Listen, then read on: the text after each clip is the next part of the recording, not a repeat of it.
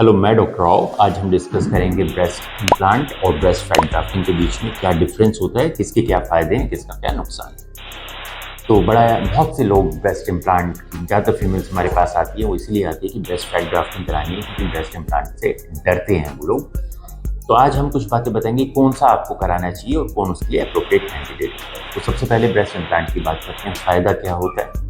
देखिए, breast implant का फ़ायदा ये होता है कि इसमें आपको डिज़ायर्ड शेप मिलती है। जैसे आप फिल्मों में देखते हैं, किसी हीरोइन की देखते हैं ब्रेस्ट, तो जो वेल कंटूर्ड होते हैं, शेप अच्छी होती है, वो सब ब्रेस्ट इम्प्लांट के कारण होता है। जैसी शेप आपको चाहिए उसी शेप का आपको ब्रेस्ट इम्प्लांट मिल जाता है। दूसरा फ़ायदा इसका ये होता है कि अगर आपने बाद में कभी, जैसे बहुत सी फीमेल्स को बाद में अल्ट्रासाउंड कराना पड़ता है या मेमोग्राम कराना पड़ता है, सीटी स्कैन, एमआरआई, उसमें ब्रेस्ट इम्प्लांट सामने नहीं आता, क्योंकि वो ब्रेस्ट के पीछे होता है। तो वो किसी भी तरह की मेमोग्राफी में, किसी तरह की इमेजिंग में वो उसमें इंटरफेयर नहीं करता। दूसरा निशान तो आता है, लेकिन वो ऐसी जगह पे होता है जो कि दिखाई नहीं देता। तो ये दो तीन इसके बहुत सिग्निफिकेंट हैं। अगर आप देखेंगे, कंपेरेटिवली ये बहुत सेफ है। बहुत सी फीमेल्स इससे भी इसलिए डरती है कि इसमें कहीं कैंसर तो नहीं हो जाएगा। ऐसा कुछ नहीं, ये एक तरह का मिथ है, झूठ है, कि आपने बहुत वीडियो में देखा होगा। इसको बहुत बार कह चुके हैं कि ऐसा कुछ भी, किसी तरह से भी प्रॉब्लम नहीं होती है इसमें। कुछ इसकी कॉम्प्लिकेशंस हैं जो कि बहुत रेयर है। बर्स्ट हो सकता है, कभी इसमें इन्फेक्शन हो सकती है, लेकिन वो बहुत बहुत रेयर इसमें कॉम्प्लिकेशंस हैं। और कॉन्ट्रैक्चर हो सकता है, कैप्सूल कॉन्ट्रैक्चर, मतलब इम्प्लांट छोटा हो जाता है साइज में, बाहर से एक उसके कैप्सूल बन जाता है और वो उसको दबा देता है। लेकिन ये बहुत रेयर कॉम्प्लिकेशंस है, जैसे किसी भी सर्जरी की होती है। अदरवाइज ये काफ़ी सेफ तरीका है ब्रेस्ट को बढ़ाने का। तो अगर आपकी ब्रेस्ट काफ़ी कम है और आपके पेट में भी फैट ज़्यादा नहीं है, तो आपको इम्प्लांट की ओर जाना चाहिए, इसमें कोई डाउट नहीं है। अब हम बात करते हैं ब्रेस्ट फैट ग्राफ्टिंग की। छोटा सा ही हमने इसके बारे में बताया, अब ब्रेस्ट फैट ग्राफ्टिंग के बारे में भी ऐसे ही बताता हूँ। अगर आपकी ब्रेस्ट का साइज ठीक है, वो ब्रेस्ट फीडिंग के बाद थोड़ा कम हो गया है, या आपको लगता है उसमें से फैट लूज हो गया है, या वैसे ब्रेस्ट का साइज नॉर्मल है लेकिन आप उसको थोड़ा बढ़ाना चाहते हैं और आपके पेट में फैट है, तो आप ब्रेस्ट फैट ग्राफ्टिंग की ओर जा सकते हैं। फायदा ये, कोई किसी तरह का निशान नहीं लगा, नेचुरल है, आपकी बॉडी का पार्ट है, फैट आपके साथ में डाल दिया गया, लेकिन निशान नहीं पड़ता। ये बड़ी पॉजिटिव चीज़ है। लेकिन इसमें ये होता है कि जब हम ब्रेस्ट के अंदर फैट को डालेंगे, तो जब भी आप अल्ट्रासाउंड, स्कैन, एमआरआई, मेमोग्राम कुछ भी कराएंगे, तो ब्रेस्ट के अंदर नोड्यूल्स दिखाई देंगे कि हाँ, यहाँ पे कुछ डला हुआ है।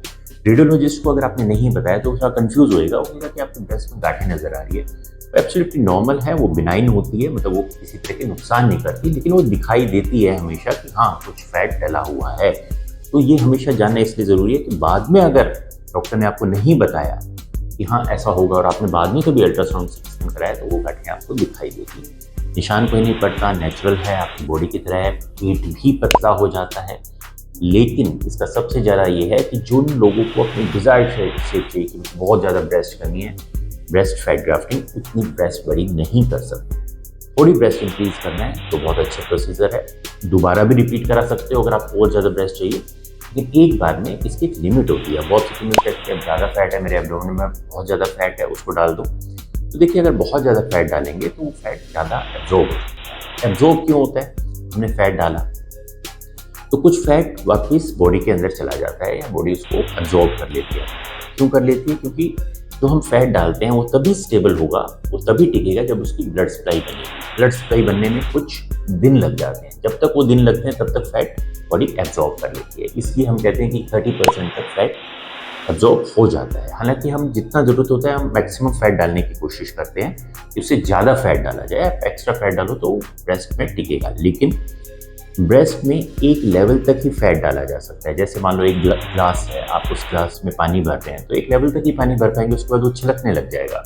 इसी तरह हर ब्रेस्ट की कैपेसिटी होती है, उस ब्रेस्ट में उतना ही फैट जाता है, उससे ज़्यादा फैट नहीं जाता, फिर वो बाहर निकलने लग जाता है।